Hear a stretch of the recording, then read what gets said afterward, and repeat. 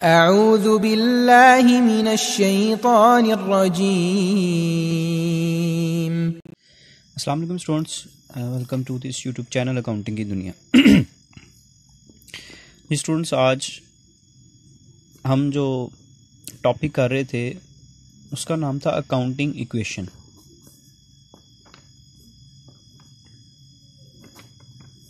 Accounting equation हम कर रहे थे, उसकी लास्ट टाइम कुछ ट्रांजैक्शन हमने की थी। जो स्टूडेंट्स इस वीडियो को फर्स्ट टाइम देख रहे हैं तो इससे लास्ट वीडियो जो अपलोड हुई थी, अगर आप उसको देख लेंगे तो आपको ज़्यादा बेहतर तरीके से ये लेक्चर समझने में भी आसानी होगी। तो स्टूडेंट्स, कुछ ट्रांजैक्शन हमने लास्ट टाइम की थी, आज कुछ न्यू ट्रांजैक्शंस को हम अकाउंटिंग इक्वेशन में पुट करेंगे। ठीक है जी। तो फर्स्ट अकाउंटिंग इक्वेशन क्या है, उसके लिए स्टूडेंट्स लास्ट लेक्चर को आप देख सकते हैं। न्यू जो हम एंट्रीज करने जा रहे हैं, सबसे फर्स्ट जो एंट्री है वो जी हमारे पास है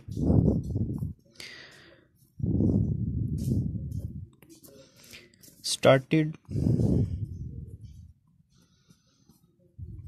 business with cash ₹1 lakh, goods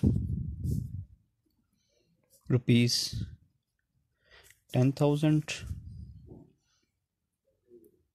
and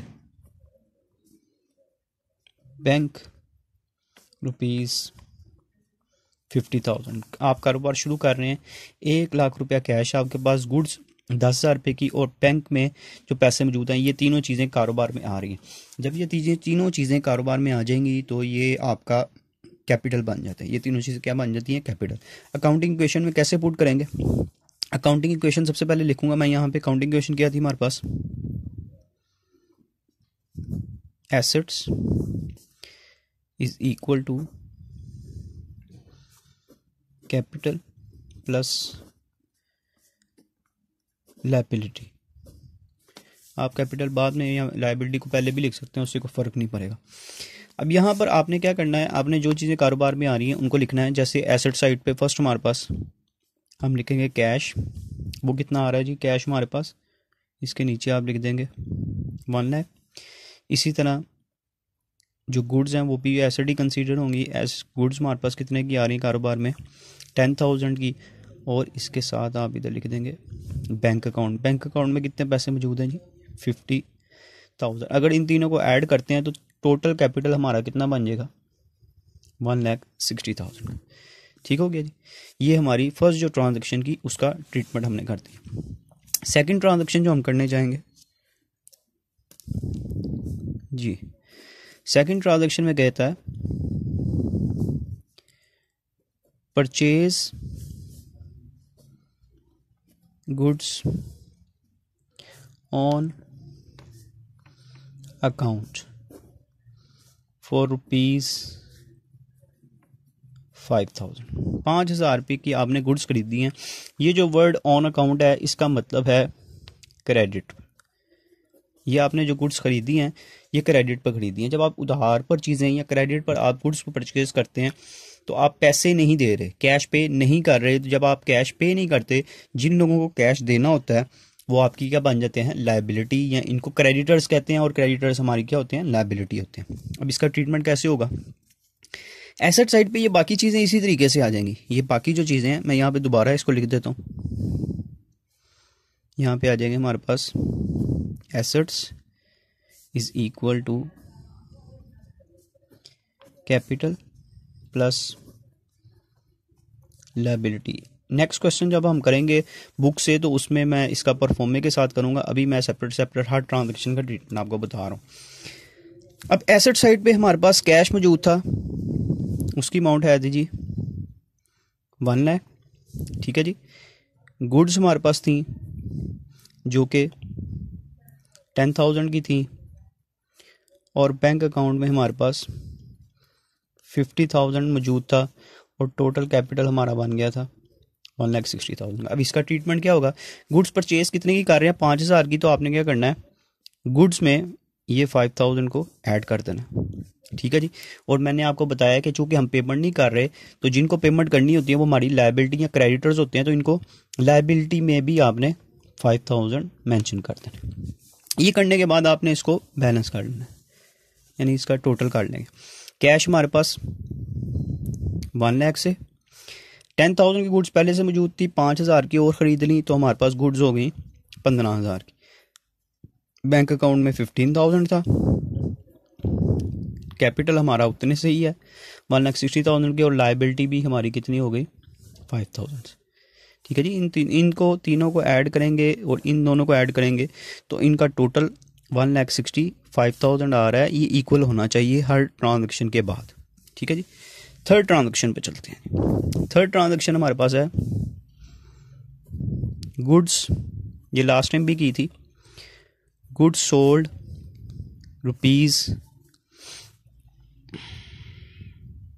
₹10,000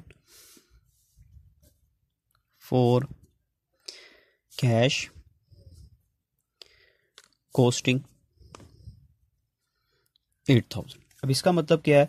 इसका मतलब ये है कि आप सेल कर रहे हैं चीज़ें कैश पर 10,000 की, जो कि आपको पड़ रही थी कितने की 8,000 की, यानी कि उसकी कॉस्ट प्राइस 8,000 थी। अब फिर मैं इधर दोबारा अकाउंटिंग इक्वेशन को लिख देता हूँ, जो कि हमारे पास क्या है, assets is equal to capital plus liability. ठीक हो गया जी, ये हमारे पास है। बाकी चीज़ें ये जो टोटल में है इनको मैं टोटल यहाँ पे लिखूंगा। कैश हमारे पास टोटल कितना मौजूद था 1 लाख का। गुड्स हमारे पास ये देखें 15,000 की मौजूद थी, और इसके साथ बैंक अकाउंट में हमारे पास 50,000 अवेलेबल था। कैपिटल जो था वो हमारा 1,60,000 से था, और लायबिलिटीज़ हमारी यहाँ थी 5,000 से। इसी तरह मैंने ऊपर वाला बैलेंस पुट कर दिया। अब इस ट्रांजैक्शन का ट्रीटमेंट क्या होगा? गुड्स सोल्ड किए हैं 10,000 की, कैश भी, इसका मतलब है हमारे पास कैश कितना आ रहा है 10,000 आ रहा है, इसको कैश में प्लस कर देंगे। ठीक हो गया जी। दूसरा इसका इफेक्ट क्या होगा कि ये देखें ये पर कितने की रही थी 8,000 की, इसका मतलब है गुड्स में से आपने इसकी कॉस्ट प्राइस माइनस करनी है 8,000 रुपये। ठीक हो गया जी, 8,000 इसमें से माइनस कर दें। अब 8,000 की चीज़ थी, बेची हमने 10,000 की, इसका मतलब हमें प्रॉफिट कितना हो गया 2,000। ये प्रॉफिट को आपने कैपिटल में ऐड कर देना, और इसके बाद दोबारा इनको क्या कर लेना, आपने बैलेंस कर लेना। 1 लाख और 1 लाख में 10,000 ऐड करेंगे तो 1,10,000 कैश हो गया।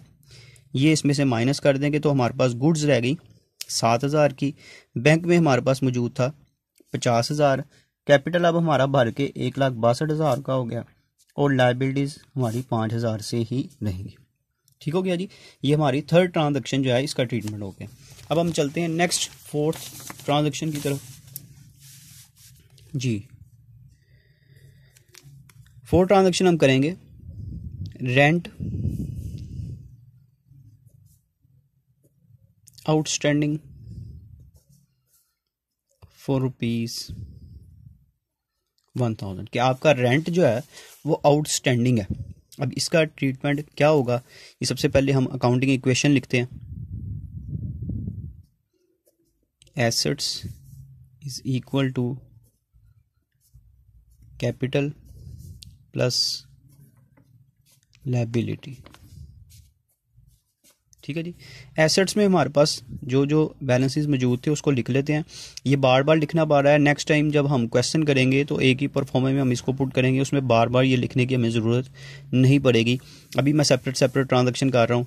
कैश हमारे पास मौजूद था जी 1,10,000 से, गुड्स हमारे पास रह गई थी 7,000 की, बैंक में हमारे पास मौजूद था 50,000 रुपया। कैपिटल हमारा टोटल था 1,62,000 से, और लायबिलिटीज़ थी 5,000 से। अब रेंट आउटस्टैंडिंग का ट्रीटमेंट क्या होगा? ये रेंट हम पे नहीं कर रहे, आउटस्टैंडिंग का मतलब होता है पेएबल, ये पे करना है भी। ठीक है, तो जो पे करनी होती है चीज़ अभी आपने पे करना है, तो ये 1,000 ये आपकी लायबिलिटी हो गई। फर्स्ट ट्रीटमेंट ये होगा, इसको आप लायबिलिटी में ऐड कर देंगे क्योंकि पे नहीं कर रहे। अगर पे कर रहे होते तो कैश में से माइनस कर देते। ठीक है, और दूसरा फैक्ट क्या होगा, जितने भी एक्सपेंसेस होंगे ये आपने कैपिटल में से लेस कर देने। जितने भी एक्सपेंसेस आएंगे उनको आपने कैपिटल में से लेस कर देना। इसका दोबारा अब हम टोटल करते हैं जी। ये आ जाएगा 1,10,000 गुड्स हमारे पास रह गई हैं 7,000 की, बैंक में हमारे पास मौजूद है 50,000, कैपिटल हमारा कम होके हो गया 1,61,000 और लाइबिलिटीज़ हमारी कितने की हो गई 4 लाख और 5,000 और 1,000 6,000 की लाइबिलिटी उनका। फिर जब टोटल करेंगे तो इसका टोटल इक्वल आना चाहिए, साथ साथ आपने चेक करते रहना। अगर हम इसका टोटल करते हैं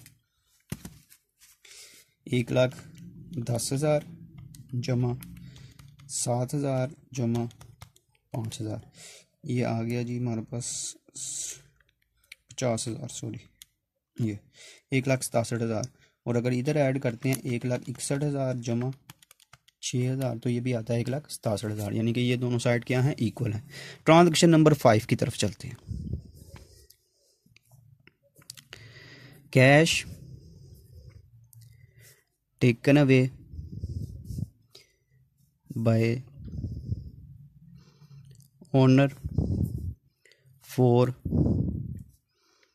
पर्सनल यूज ₹10,000। कारोबार का मालिक कारोबार में से ज़ाती इस्तेमाल के लिए 10,000 रुपये लेके चले गए। इसका ट्रीटमेंट क्या होगा, ये देखें। कैश लेके गया तो यहाँ पे मैं कैश हमारे पास कितना मौजूद था 1,10,000, इसमें से माइनस कर दूंगा 10,000 क्योंकि 10,000 रुपये कैश ले गया। गुड्स इस पर कोई फ़र्क नहीं पड़ेगा, ये 7,000 से रह जाएंगे। बैंक पे भी कोई इफेक्ट नहीं होगा, ये भी 50,000 से आ जाएगा, इज इक्वल टू। यहाँ पे हमारे पास आ गया कैपिटल। कैपिटल कितने का मौजूद था 1,61,000 का।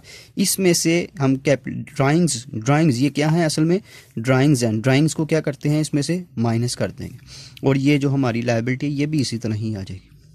ठीक है जी। इफेक्ट क्या हुआ, कैश लेके गया इसलिए कैश में से माइनस कर देंगे और ड्राइंग्स को कैपिटल में से माइनस करते हैं इसलिए इसको कैपिटल में से भी हमने सब्ट्रैक्ट कर दिया। अब इसको बैलेंस करते हैं तो कैश हमारे पास बाकी रह गया 1 लाख का, 7,000 की गुड्स, बैंक में हमारे पास 50,000 पड़ा है, यहाँ पे आ गया जी 1,51,000 और 6,000 रुपया ये आ गया। ठीक है जी। Transaction number 6, wages paid by cheque ₹5,000 की वेजेस पे की हैं, चेक के ज़रिए पेमेंट की है। अब इसका ट्रीटमेंट क्या होगा, चूँकि ये कैश पे कोई इफेक्ट नहीं करेगा तो कैश को आप ऐसे ही लिख देंगे। 1 लाख का कैश है वो ऐसे ही आ जाएगा। गुड्स हमारे पास 7,000 की हैं, इस पर भी कोई इफेक्ट नहीं होगा, ये भी इसी तरह ही आ जाएगी। ठीक है जी।